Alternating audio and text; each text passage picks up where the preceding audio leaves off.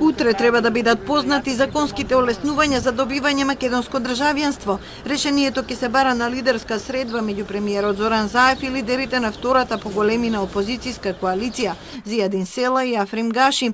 За почеток, двете страни се согласни дека новиот закон нема да значи стекнување со државјанство со изјави на тројца сведоци, што беше првичниот предлог на Алијанс Алтернатива. Ние сме спремни да разговараме околу ова тема.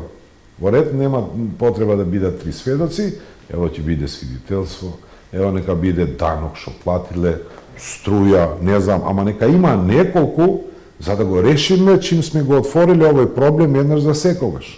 Не после 10 години пак да се наврати, мајт пак државјанство. И пак државјанство, и пак државјанство. Минатава недела премиерот Заев најави дека најверојатно ќе се предвидат 10 до 15 услови за решавање на статусот на лицата без државјанство. Нејасно е дали познавањето македонски јазик ќе биде задолжително или лидерите ќе се договорат да биде прифатливо и знаењето само на албанскиот. Очекуваме да се изнајде заедничко решение за законот за државјанство, откако ќе се разгледаат аргументите токму на Алијанса и на Алтернатива.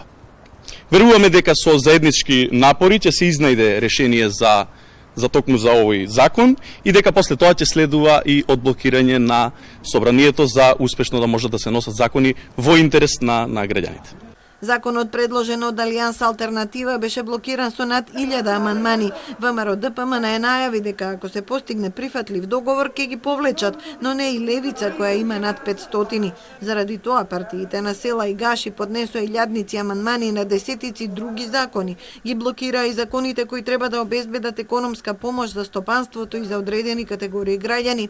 Доколку тројцата лидери утре постигнат договор, наредните денови се очекува донесување на законите од 4-тиот и од 5-тиот пакет мерки, како и други закони замрзнати со филибастеринг.